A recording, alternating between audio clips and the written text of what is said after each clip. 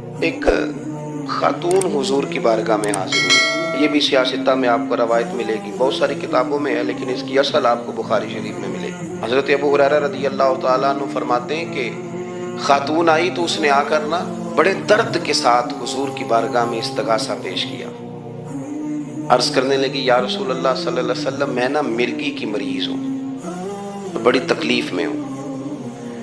یہ جو مرگی کا مرض ہوتا ہے یہ اعصابی بھی ہے جسمانی بھی ہے، ذہن کو کنٹرول کرتا ہے اور انسان جسمانی طور پر بھی بالکل اس وقت جب دورہ ہوتا ہے مفلوج ہو جاتا ہے، ذہنی طور پر خوشی غمی آنا جانا دشوار ہو جاتا ہے انسان کے لیے۔ تو وہ خاتون عرض کرتی ہے یا رسول اللہ صلی اللہ علیہ وسلم مجھے مرگی ہے، کریم آپ دعا فرمائیں رب مجھے شفا عطا کر دے۔ حضور دعا فرما دیا کرتے، اللہ تعالیٰ نے میرے محبوب کے وجود کو شفا بنایا تھا، لعاب دہن مولا علی کی آنکھوں پہ لگائیں تو رب کریم فوراً شفا عطا فرمائے۔ لیکن حضور نا تربیت جب کرتے نا تربیت لوگوں کے بیچ، تو پھر نظریات کو عقائد کو افکار کو حضور غسل دیتے وضو کراتے۔ یہاں بھی سرکار نے صحابہ کے بیچ اس خاتون سے گفتگو فرمائی اور حضور فرمانے لگے اگر تو کہے تو میں دعا کرتا ہوں رب تجھے شفا دے دے گا۔ حضور فرمانے لگے اگر تو کہے میں دعا کرتا ہوں اللہ شفا دے گا، اور فرمایا اگر تو کرے صبر تو میرا وعدہ ہے رب بغیر حساب کتاب جنت عطا کرے گا۔ اب یہ سوچ ہے، یعنی ہمیں جب چانس ملتا ہے دنیا اور آخرت میں چیزوں کو عکس کرنے کا تو آپ نظر دوڑا لیں دائیں بائیں کہ لوگوں نے توجہات کہاں اپنی مرکوز کی ہوئی۔ حضور نے فرمایا اگر تو کہے تو رب کریم ہے وہ شفا دے گا، میں دعا کروں گا، اور اگر تو صبر کرے، مانا کیا کہ اگر تو مرگی کے ساتھ ہی گزارا کرے، اس کے ساتھ ہی وقت بتائے تو پھر رب تجھے جنت دے گا۔ یہ سمجھ لیں بات، اس پر غور کریں۔ وہ جو بیماری کو رحمت کہا گیا تو یہاں اس کا عملی مظاہرہ ہونے جا رہا ہے۔ حضور فرمانے لگے گر تو صبر کرے تو رب جنت دے گا۔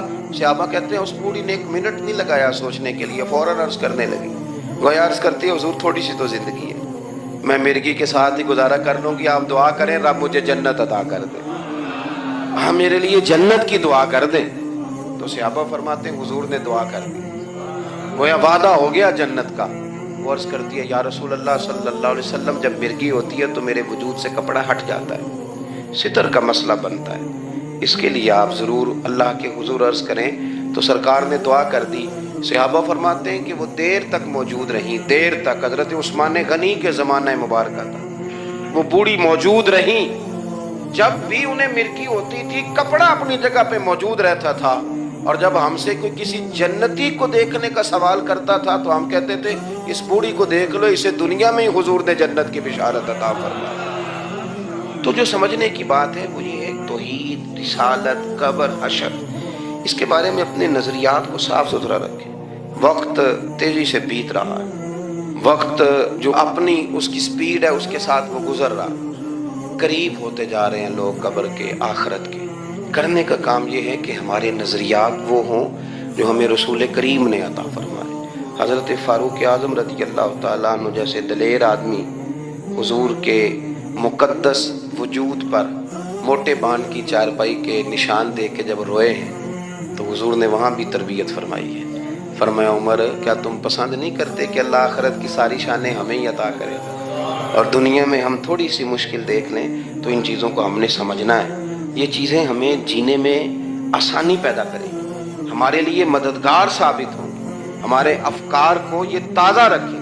پھر بہت زیادہ الجھاؤ، بہت زیادہ پریشان ہونا، بہت زیادہ ڈپریشن کا شکار ہونا، بہت زیادہ ہمارا دنیاوی معاملات کے اندر تفکر کرنا، یہ ہمیں کمزور نہیں کرے گا بلکہ ہم توانا رہیں گے۔ اللہ کے حضور دعا ہے مالک کریم کہی ہوئی باتوں کو قبولیت کا درجہ عطا فرمائے، دوران گفتگو جہاں بھول گئے اللہ ہمارے ساتھ درگزر والا معاملہ فرمائے۔ آخر دعوانا